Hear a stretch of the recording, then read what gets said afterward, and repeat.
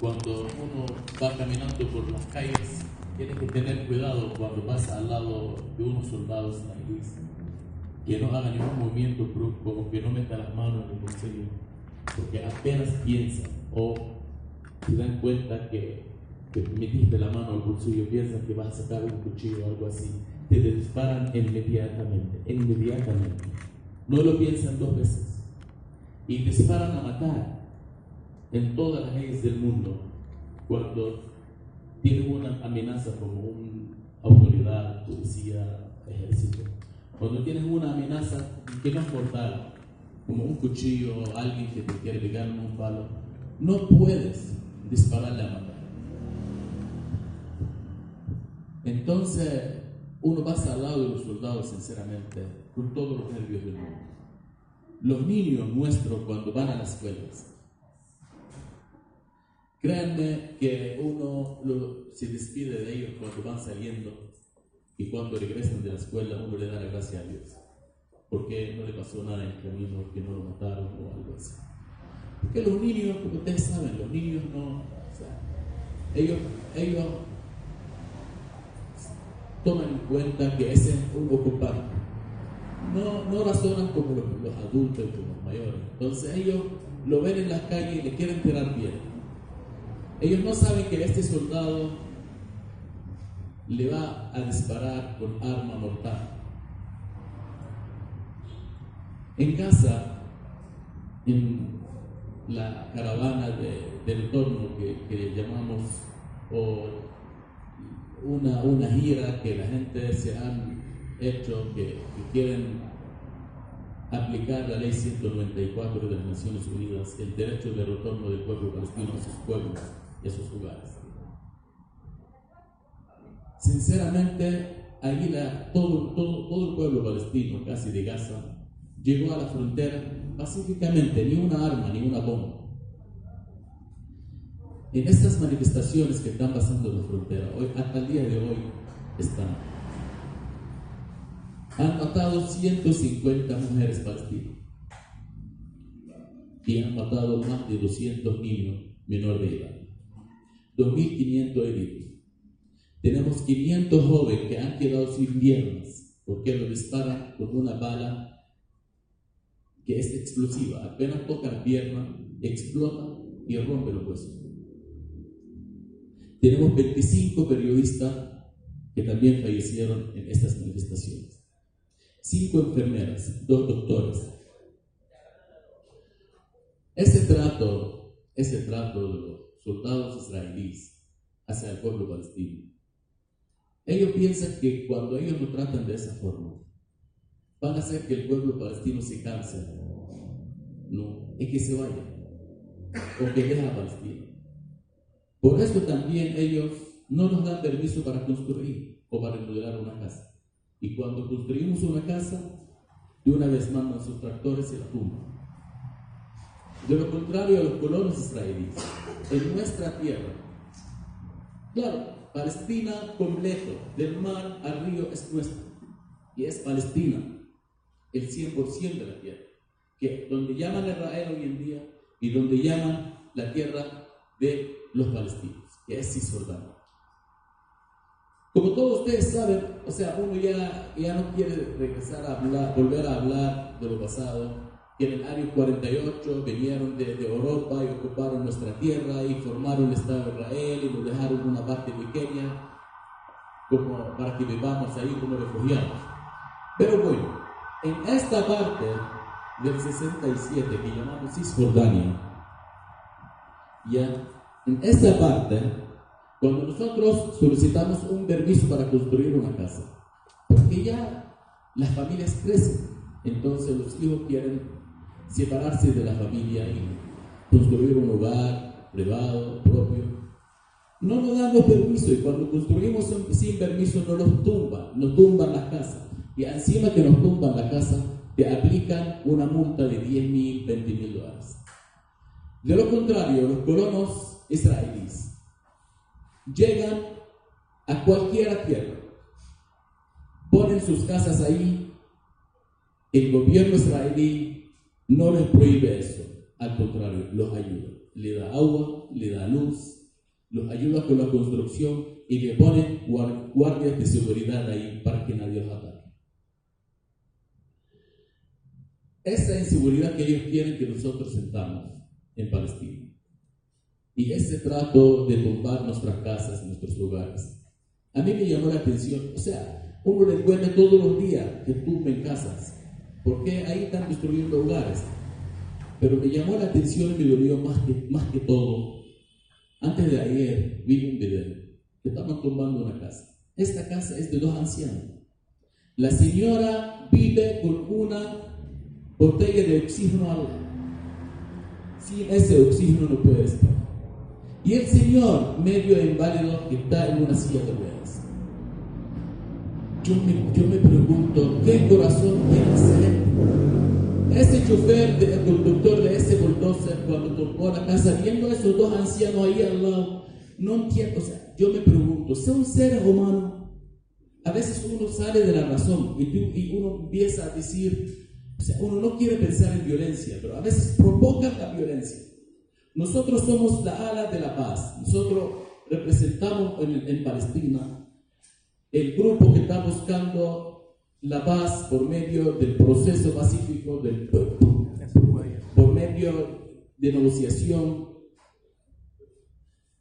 Entonces, uno sinceramente cuando ve un video así, unas imágenes así, de 2 ancianos que quedaron sin casa, y ahorita mismo está empezando el invierno en Palestina, y en Palestina el invierno no es igual que en otro lugar, es muy frío, y en cada invierno cae nieve. Entonces el alcalde de Jerusalén, cuando mandó a destruir las casas de esos 2 ancianos, porque él sabe que los propietarios son ancianos, no vio sus papás en ellos, o sea, no es ser humano, o sea, te quedas pensando cómo piensan esa gente lastimosamente. Entonces ellos sinceramente no valoran el trabajo que nosotros estamos haciendo y cómo estamos buscando el proceso de paz en la forma pacífica. Porque ellos no quieren paz. Ellos lo mostraron de un principio. Ellos nunca han querido que se firmara un trato de paz. Porque Isaac Rabin era el primer ministro israelí. Y él llegó a firmar, casi estaba por firmar el trato de paz con el presidente Arafat. Cuando un israelista sionista lo mató en una fiesta en Tel Aviv, le disparó a la cabeza 3 tiros. Y hasta el día de hoy está preso. Y no lo juician, una vez lo meten preso y otra vez lo sacan de la cárcel. Depende quién manda en Israel. Si es izquierdista, a veces lo sacan, si son los derechas que están gobernando, lo dejan ir. Las mismas manos que mataron a Isaac Rabin, mataron al presidente Arafat. Porque ellos no quieren llegar a la paz. Porque este grupo en la sociedad israelí, sionista, sinceramente, ellos con la paz no tienen vida. Ellos con la paz van a tener que irse. Porque ellos son gente que solamente piensan cómo matar. No piensan convivir. Nunca han puesto en la cabeza que vamos a convivir. Ellos son descendientes de esa gente que llegaron de Alemania, que ocuparon nuestra tierra por medio de la ayuda de la Gran Bretaña en el 48. Entonces, estos descendientes, para ellos esa fue una presa que ellos se ganaron o se compraron o robaron, como lo quieran llamar, y no están dispuestos a dejar ningún pedazo para el pueblo originario, para los indígenas de esa tierra, para los palestinos, que llevan más de 10.000 años pegados a esa tierra. Esos palestinos que no se han despegado de esa tierra durante toda la historia humana. Y tampoco nos vamos a despegar de esa tierra, aunque nos maten a todos. Nosotros estamos hoy en día enfrentando al ejército casi más fuerte del mundo. Porque si el ejército israelí no es el más fuerte del mundo, el ejército de Estados Unidos, que apoya al ejército israelí. Sí, es el ejército más fuerte del mundo. Pero nosotros con este camino que escogimos, la paz, con este camino de negociación pacíficamente, sinceramente ellos están cortando esa ala que está buscando los derechos de los palestinos por medio de negociaciones. Pero sinceramente ellos están llevando a todo Medio Oriente, no solo a Palestina, a todo Medio Oriente, al cuadro sangriento.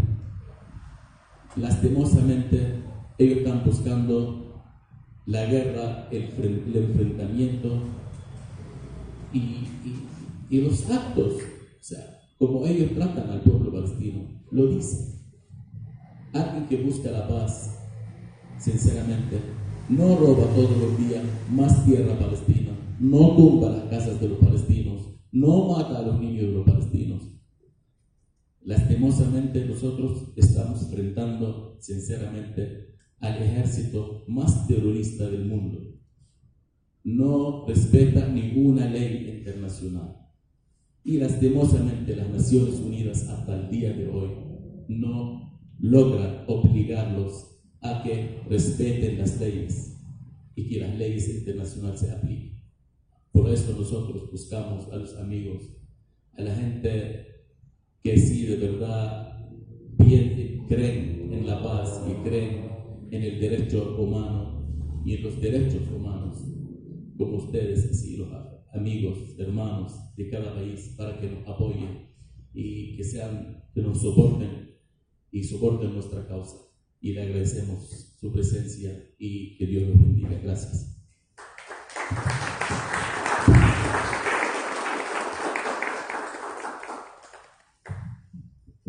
Buenas noches.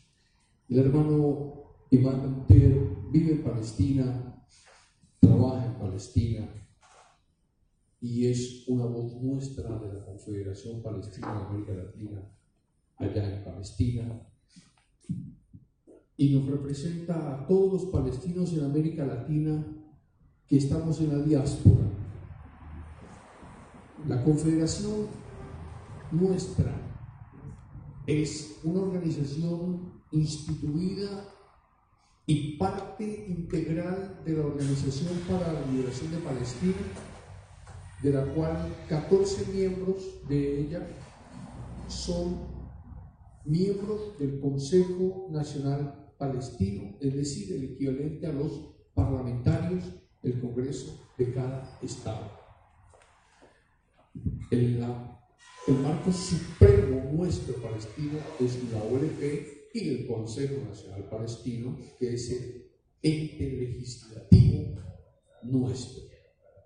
De allí nosotros somos parte. Bien.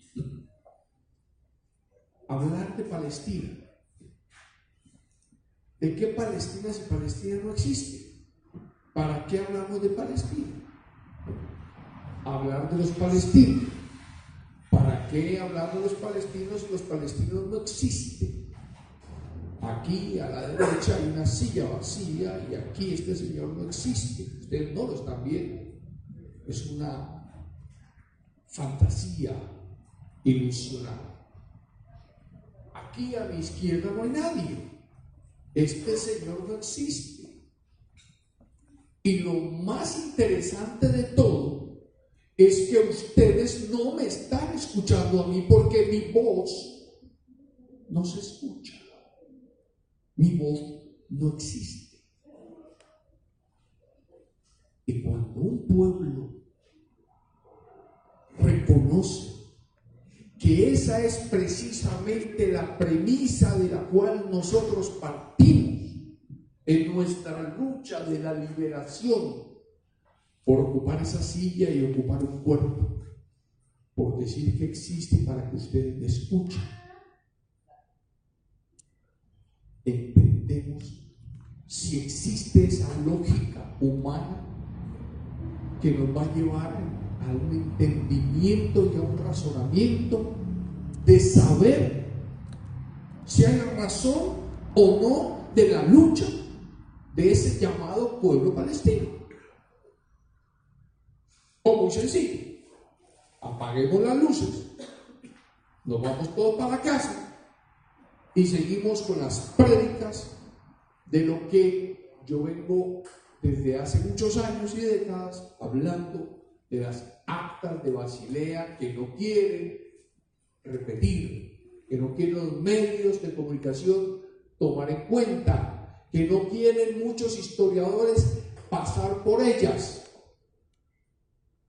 Y las actas de Basilea nos dicen precisamente que había, para poder controlar el mundo, que partir de un ejercicio de crear un hogar nacional para los judíos en cualquier lugar del mundo, y que la teoría del sionismo de 1897, a través del Consejo Mundial Sionista que sesiona en Basilea, Suiza, a partir de ese momento viene a decir que la razón de la existencia del sionismo no es la creación de un Estado llamado Israel, sino la de la dominación del mundo.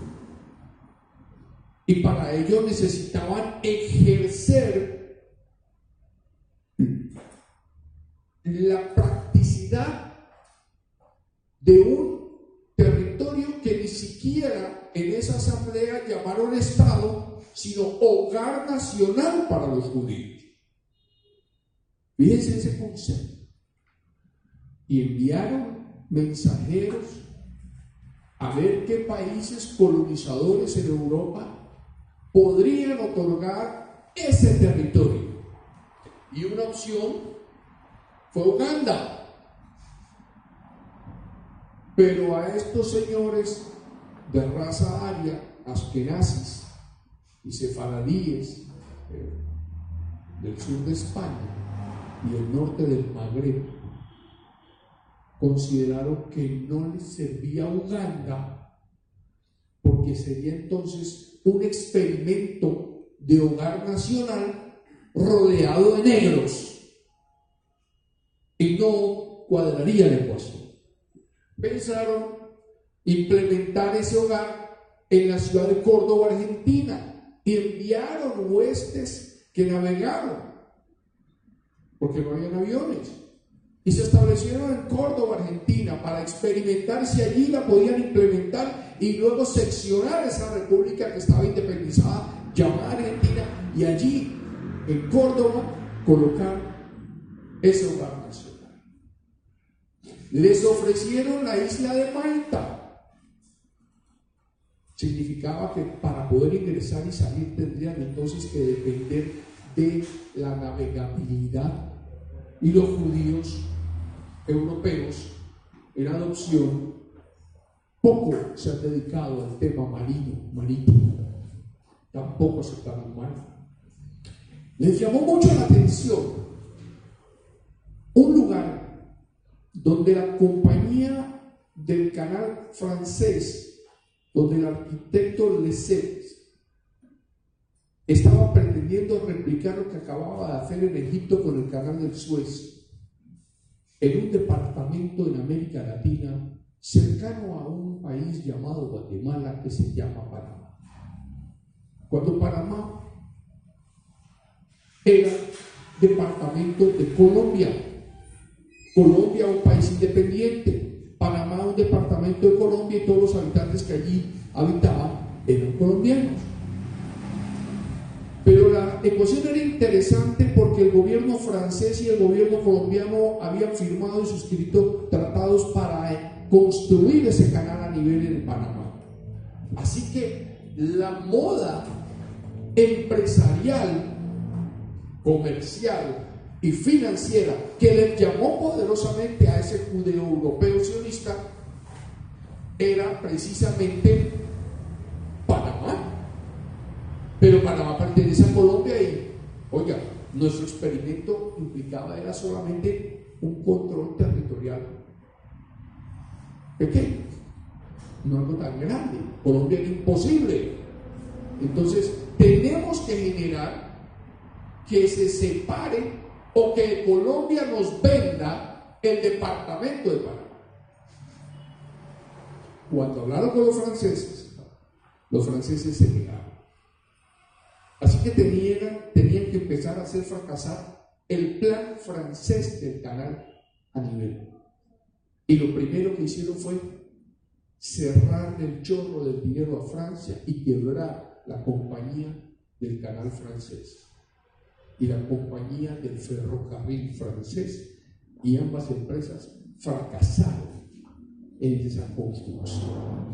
Mientras tanto, de 1897 habían enviado emisarios de la religión judía, que practicaban la religión judía, que se habían estacionado en las islas de San Kitts, Martinica, Guadalupe, en el Caribe americano, y los mensajes, porque en esa época, recuerden ustedes, la ruta no era Europa-Estados Unidos, la ruta era estrictamente vertical, Francia-América Latina. ¿A través de qué? A través de las islas donde estaban las colonias francesas o las colonias holandesas, o donde estaba el poder hegemónico que ellos podían controlar.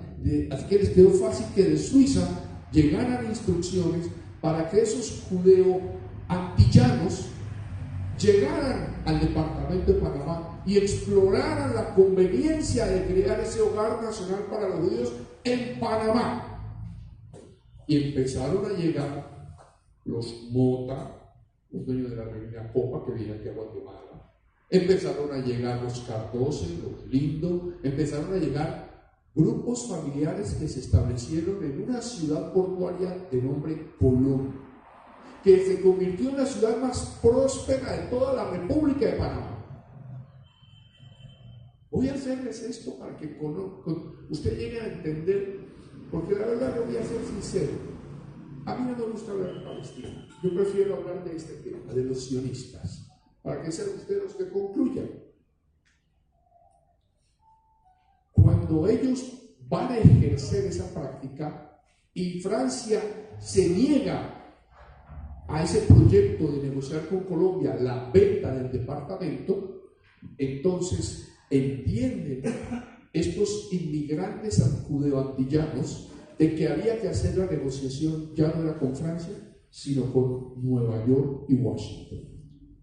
Y Cromwell, un gran empresario en Nueva York, entiende la idea y se apropia de todo el proyecto del canal francés y terminan comprando las acciones de la compañía francesa, del canal y del ferrocarril, de esas dos empresas, para luego posteriormente venderla al gobierno norteamericano.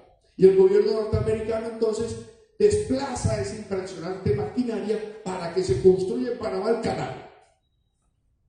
Fíjense, toda esa maquiavélica operación del sionismo que surge desde las reuniones en Basilea en 1897 y como una agenda de prioridad, porque no habían aviones, pero iban tomando decisiones a tal punto que entonces se llegan a los acuerdos entre Estados Unidos y Francia, y posteriormente entre Estados Unidos y representantes colombianos, pero del departamento de Panamá, que por dinero y unas cuantas monedas como las que recibió Judas Iscariote, traiciona la soberanía colombiana y empiezan a promover el plan para separar, porque Panamá no se independizó nunca, se separa de Colombia en 1903. 6 años duró, 6 años, como hacen los chinos, 6. Duró nada más para separarse de Colombia y nace un nuevo estado, un estado que tenía unos sionistas a los ojos puestos para allí crear el hogar nacional para los judíos, y iban a obtener obviamente la protección de los norteamericanos, porque ellos eran quienes se habían comprometido entonces ahora a la construcción del canal, que es aperturado en 1914. Para 1914, mientras que el canal de Panamá se aperturaba, en Europa iniciaba la Primera Guerra Mundial. Al iniciarse esa Primera Guerra Mundial y entenderse que el Imperio Turco Otomano era aliado de Alemania, del Imperio Austrohúngaro, automáticamente estos mismos sionistas pusieron un baje de la velocidad de crear nuestro hogar en Panamá. Mientras tanto, la comunidad judío-sionista de Panamá fue creciendo a tal punto que Colón fue un experimento económico sin ningún tipo de comparación. Fue una maravilla científica del enriquecimiento de todas estas familias allá en Panamá, en Colombia. Las grandes fortunas de América Latina inician en esa ciudad de Colombia. Y allá, entonces, en la Primera Guerra Mundial, le echan el ojo ¿a quién? Le echan el ojo a poder buscar la derrota del Imperio Turco Otomano, porque recordaban que en 1897 habían establecido que ellos iban a adoptar la identidad de hogar nacional para los judíos, pero para poder sustentar el tema de judíos también tenía que pensarse la opción de que ese hogar nacional para los judíos se diera en cualquier parte del Medio Oriente donde historiográficamente y bíblicamente el judío haya pernoctado.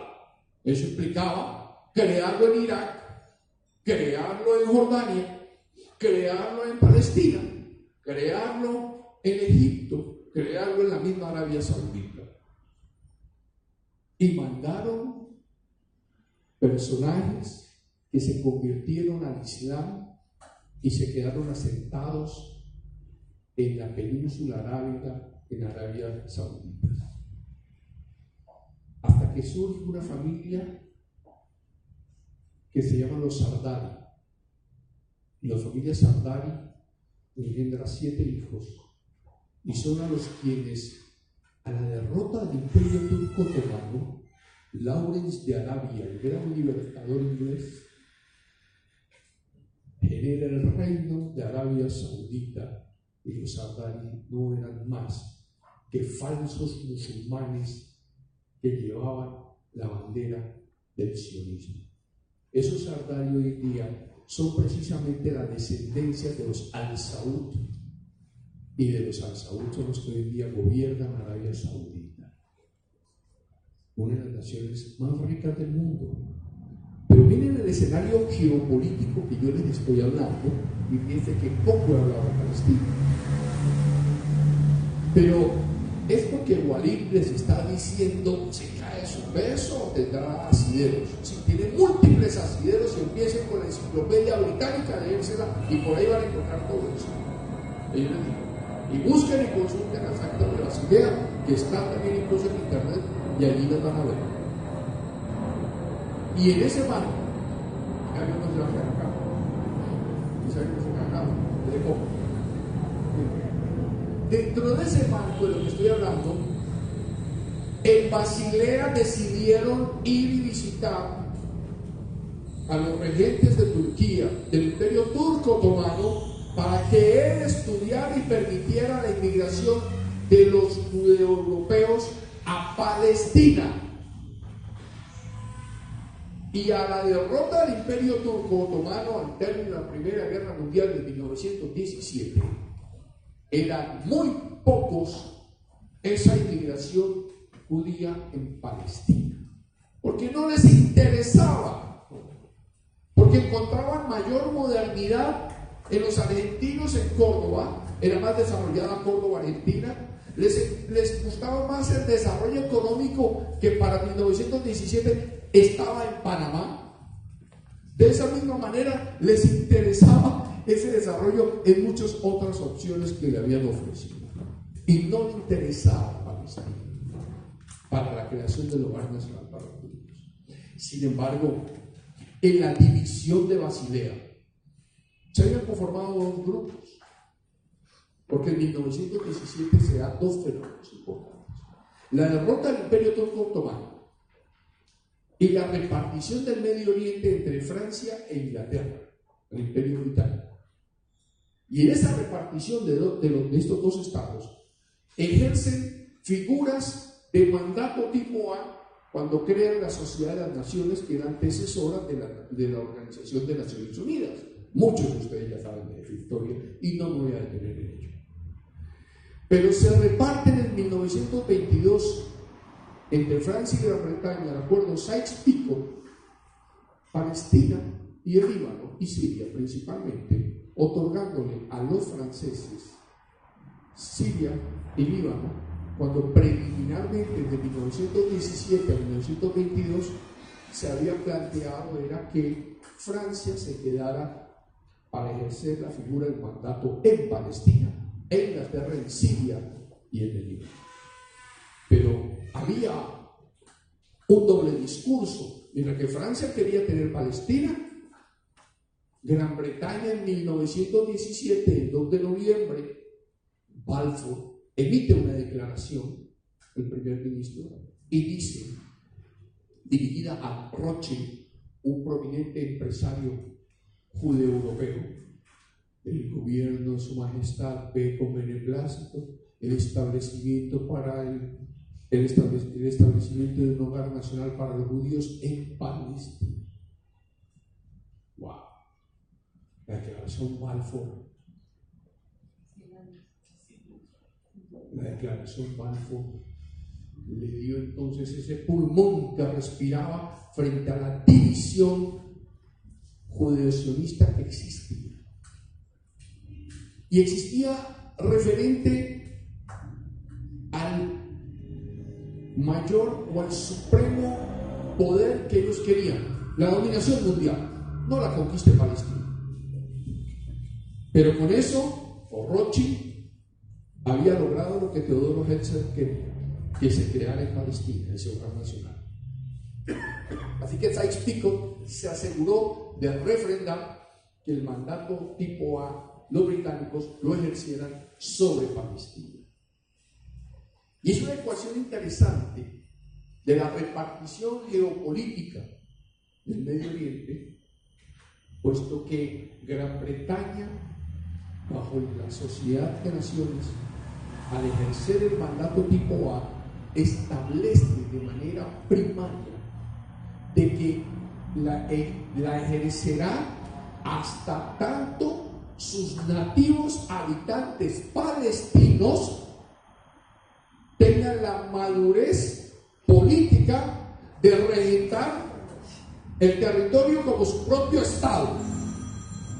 La Sociedad de Naciones dice eso, pero la declaración Balfour nos decía: vengan, vayan y constituyan su hogar nacional para los judíos en Palestina.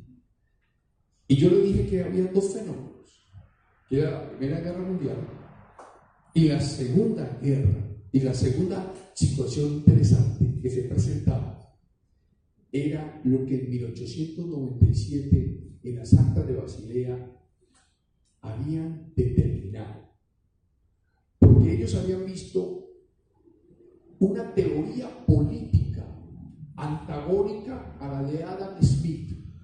Me imagino que ustedes saben quién es Adam Smith. El capitalismo puro. Y esa otra teoría política, que era antagónica, pero que surgía como un ejercicio muy interesante, venía siendo respaldada, entre otras cosas, por un señor de nombre Carlos Marx, a través del Capital y su teoría, que posteriormente se denominó el comunismo, que no existía aplicada todavía, sino solamente teoría. Y en 1917, al término de la Primera Guerra Mundial, también, ¿qué sucedió con los bolcheviques? ¿Qué sucedió con el zar de Rusia?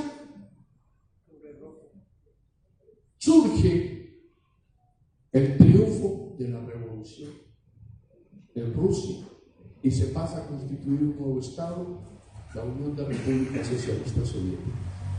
Y allí en el cuarto Congreso Mundial Sionista que se realiza en 1918, el cuarto Congreso Mundial Sionista, determinaron que tenía que ponerse en práctica por 50 años,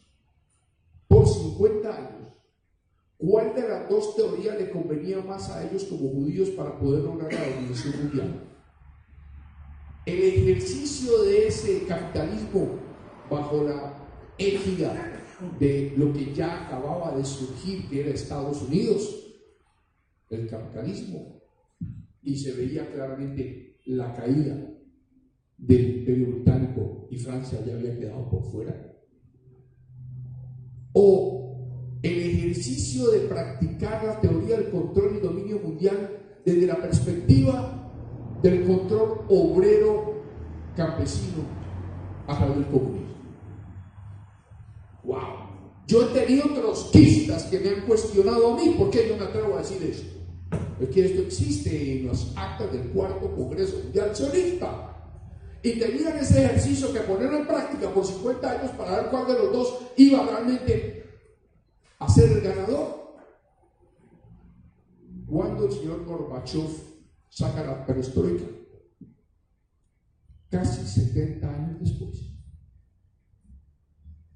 O sea que no estaban equivocados. Sucumbe la Unión Soviética, considera que era más fácil controlar la perspectiva de la dominación mundial desde la égida del capitalismo que desde la égida del proletariado en el poder. Y estos judíos sionistas difícilmente nos íbamos a ver a ellos marchando con las masas obreras y las masas campesinas. Pero para que lo vean, ese es el verdadero origen de esta historia geoestratégica del mundo, de nuestro continente. Y cuando esto sucede de una manera indefectible, ese hogar nacional para los judíos prometido en 1917 y ansiado en 1897 y posteriormente en 1947, como si maldita sea el 7, la terminación del 7, sea precisamente la cruz que nosotros los palestinos tengamos que cargar. El 7. En 1947 Naciones Unidas pretende resolver la cuestión judía, una falsa cuestión judía creada, pero no para que los judíos pudieran ir a vivir en Nueva York porque allá los rechazaron. Es más, el primer ministro de Canadá hace 2 días, y muchos de ustedes habrán visto, pide disculpas porque el barco San Luis, que transportaba 1.200 europeos judíos, no se les permitió entrar ni desembarcar en Canadá o en Estados Unidos. Y él pidió disculpas respecto al parte canadiense. En 1936, cuando el barco iba. Y el barco tuvo que regresar entonces a Europa, y esos 1.200 judíos ser recibidos en Gran Bretaña y ser recibidos en Francia y en España. La España de Franco. Así que en ese contexto, lo que ha sido la historia, porque la historia hay que saberla leer entre líneas a través del trabajo de investigación y lo que científicamente debe ser comprobado, y no la especulación ni simplemente los famosos falsos y rápidos y emotivos Twitter o de grupos o de listas que repiten las mentiras una y mil veces, como decía el filósofo del nacionalsocialismo Goebbels, para convertirla en verdad. Así que fíjense, yo a veces no necesito hablar de Palestina cuando me piden hablar de Palestina. Yo simplemente con que les cuente esta historia de la teoría de la dominación mundial planteada por el sionismo internacional, nos va a llevar a ustedes al convencimiento de que cada vez más tenemos una razón justificada de estar con el pueblo palestino y de rechazar la presencia del sionismo en países como Guatemala, que se ha incrustado en lo que esta mañana hablábamos precisamente con uno de los compañeros congresistas. Porque en Acta de Basilea los judíos decían: ojo, hay que advertir que nuestro principal enemigo para llevar a cabo el plan de dominación mundial es la Iglesia Católica, y a ella es a la que debemos de dirigir nuestras energías para debilitarla. Y una de las maneras más apropiadas para debilitar a la Iglesia Católica es mediante la creación de sectas religiosas dentro del cristianismo que tiendan a hacerle perder a ellos su espacio. Hoy se llaman iglesias neopentecostales. Si aquí hay algún evangelista o neopentecostal que me escuche, que tenga la sensatez de seguir escuchándome, no que se pare y se vaya, porque no le estoy atacando a su Yahvé. Y su Yahvé no es el mismo Yahvé mío, ni tampoco es el Dios de los musulmanes ni de los judíos. Yo hablo claro, como decía esta mañana, sin pelos en la lengua. Mi madre decía: cuando vayas a Palestina, dígales a ellos que yo hablé aquí sin pelos en la lengua. Me decía: allá no entienden qué significa sin pelos en la lengua. Eso no existe. Allá son demasiado pacifistas para que se den cuenta al punto en que ha llegado el gobierno nuestro. Muy pacifista, esperando que le resuciten la patria. Porque como Jesucristo, mi Jesucristo, porque yo soy católico, nació en Palestina, fue guerrillero. Jesucristo fue un guerrillero, fue un revolucionario, pero ante todo palestino. Él nunca fue judío. No, palestino 100%. Como Jesucristo, precisamente, resucitó. Nuestro gobierno palestino cree que hay que estar tranquilo, quietico, porque va a resucitar la patria. Seguimos cargando la cruz. Así que yo estoy en otro escenario historiográfico más comprometido, pero tengo que hacer algo para que nos sonreamos y no nos aburramos, ¿verdad? Así que, retomando el tema de la partición de Palestina, decide que este territorio, mira, yo no la pedí, les juro, yo soy devoto de la Virgen María. Les juro que yo estaba diciendo cómo quisiera que tuviera el mapa aquí en Palestina, como lo tuvimos en la conferencia en El Salvador. Y miren, me puso aquí nuestra hermana Simona este mapa.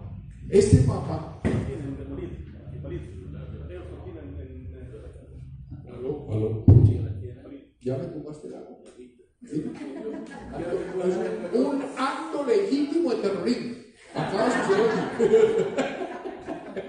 Bien, ustedes tienen el boletín que les mandaron, y yo quiero hacer referencia a esto de una manera interesante. Ustedes ven la imagen, les pido que vean esta imagen, solamente la de la derecha, la de la izquierda, visto por ustedes. Sí, repártanlo. ¿Les está gustando lo que estoy hablando? Me avisan si se van a aburrir, no me vayan a parar, simplemente me dicen: oiga, cambia el tema o toda cosa. Y le aquí. ¿Por qué dice trampa?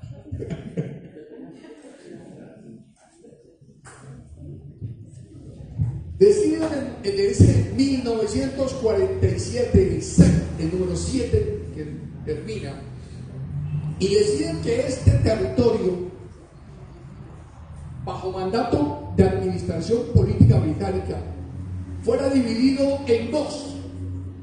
Uno, para crear no un Estado judío o Israel, sino para crear el hogar nacional para los judíos, donde ustedes habían escuchado que en 1917 Balfour lo dijo, y en donde ustedes escucharon que en 1897, en el primer Congreso Mundial Sionista, también se habló de un hogar para los judíos. Oigan, nosotros no éramos unos aprendices del derecho internacional para esa época. Nosotros ya para esa época sabíamos que los estados existían como tales y solamente podían escindirse, separarse y constituirse un nuevo estado o unirse. O se segregaban, o se acoplaban y se unían, pero seguían constituyéndose en estados. Pero la resolución 181 habla de el hogar para los judíos, dándole la solución a la cuestión judía creada por el falso holocausto, y lo dice públicamente Walid Shayek. Y digo falso holocausto porque ya se ha estado claramente comprobando que la aparición de Adolf Eichmann como lugarteniente de Adolf Hitler en las altas esferas del mando alemán no era casual, sino que correspondía al compromiso del Consejo Mundial Sionista de otorgarle a Hitler 20.000 carros de guerra en el frente alemán. Y a cambio de ello, algo que Hitler se quedó pensando por 3 años, desde antes de invadir Polonia, por 3 años, Hitler tenía que aceptar, permitir el proceso de selectividad de judeoeuropeos para hacerlos emigrar a Palestina, donde habían convergido en el cuarto Congreso Mundial Sionista que se iba a realizar en Palestina. Y ojo con lo que les digo, el convenio era que había que seleccionar 1 millón de judeoeuropeos para llegar a Palestina, invadir a Palestina, permitir la inmigración a Palestina. Pero para eso tenía que generarse un cisma económico y un cisma social en Alemania, en Polonia, en Hungría, en Checoslovaquia, en Francia. Porque ese judeo europeo vivía cómodamente pegado de la cultura europea, de las riquezas europeas, del desarrollo europeo, y difícilmente se le iba a permitir emigrar. Así que igual como hace el Estado Islámico, revertir a épocas medievales a esas comunidades y ciudades árabes que iban conquistando, porque el Estado Islámico ya está perdido, para regresarlos a estados medievales que ni siquiera el acceso al celular permitían a los que allí habitan. Lo mismo empezó a suceder en la Europa nazi para buscar ese acoplamiento, intercambio de ciudadanos, sacarlos de sus barrios, llevarlos a Polonia, llevarlos a campos en Hungría, llevarlos a lugares donde se perdiera la identidad del contexto familiar, porque el sionismo en 1897 establecía que no importa quién es tu madre o tu padre, lo importante es el espíritu del sionismo. ¿Perdón?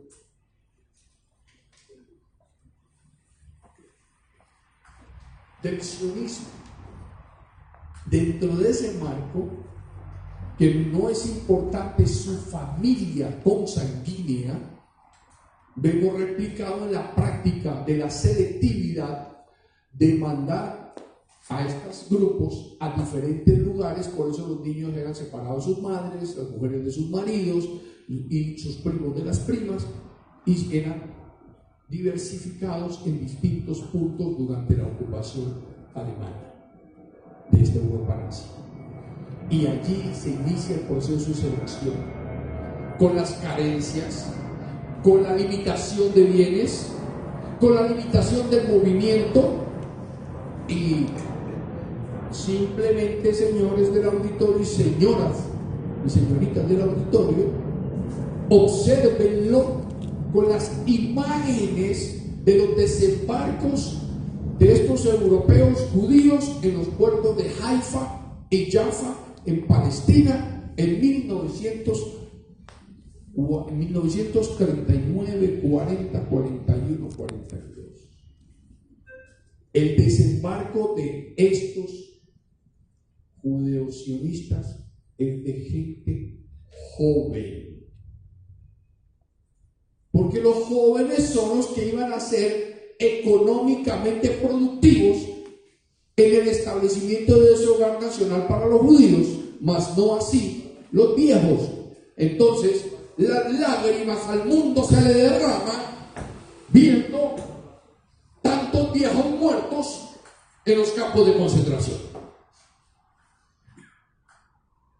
Perniciosa la teoría del sionismo, que fue la que permitió precisamente la selectividad y decidir quiénes eran ese millón que iban a ir.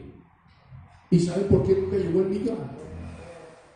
Llegaron escasamente cerca de 120,000 personas, no el millón, casi escasamente el 10%. ¿Y saben por qué? No porque Hitler los hubiera matado, sino porque no existían como tales 6 millones de judíos en Europa. Eso es una falsedad. Se estima demográficamente, previo al ascenso de Adolf Hitler en 1933 al poder, de que en Europa solamente habían cerca de 600,000 practicantes de la religión judía, producto de unas conversiones y adopción para la práctica de los ritos hebraicos de 1897 en adelante. Y las estadísticas que para anteriores y previos a 1897 se establecían no daban cuenta que existieran más de 100,000 judíos en toda Europa. Es decir, ese judío es un judío en adopción. Y aquí viene la segunda parte, para ir aterrizándole más. ¿Ven? Que me quedan 5 minutos. Señores, para ir aterrizando bien. El judío europeo que llega a Palestina y el judío actual que viene a inmigrar aquí a Guatemala, y ahora ustedes tienen una inmigración impresionantemente alta. Aquí, para antes del año 2000, la comunidad judía no superaba los 4,000 hebreos. Hoy, ustedes tienen aquí en Guatemala cerca de 20 a 22,000 hebreos. Incluso entiendo que hay hasta una ciudad completa solamente de puritanos hebreos. Una ciudad donde ustedes mismos como ciudadanos guatemaltecos, mestizos o de pueblos originarios no pueden ni siquiera ingresar. Donde a ustedes el tránsito les tiene restringido. ¿Cómo se llama la ciudad llamada? La ciudad de judíos aquí en Guatemala, donde se maneja el contrabando y el mayor movimiento de marihuana. Dígalo, diga el nombre, ¿cómo se llama? ¿Cómo? No se acuerdan, pero ustedes saben. Bien, aquí no he hecho cuentos. Ese judío bíblico sobre quien Dios supuestamente le hizo una promesa de darles una tierra donde fluyen ríos de leche y miel, no guarda absolutamente ninguna correlación consanguínea con el judío actual. El judío actual es un judío de adopción para ejercer y practicar una política de dominación. Dicho esto, había entonces que estar encima de un territorio, pero con la mala suerte para el sionista que en ese territorio están personas de carne y hueso como este señor y con la voz de este señor. Y ahí empieza hace 70 años realmente el conflicto palestino-israelí, porque para ellos nosotros no existimos, para ellos no tenemos derechos a nuestra patria. Y la resolución 181 decía que este territorio tenía que ser dividido Y una de las argumentaciones que está en la misma Asamblea General de Naciones Unidas era porque la cuestión judía debía solucionarse, porque ellos argumentaban que bíblicamente los judíos habían estado ejerciendo algún poder político bíblicamente en Palestina, Judea y Samaria. Por favor, los neopentecostales que no me lo nieguen, eso es cierto, el Antiguo Testamento allí lo dice. El Deuteronomio del Pentateuco, capítulo 70, está clarito. Esta era el área. Vean y fíjense entonces en el riñón que aparece en la imagen número 3.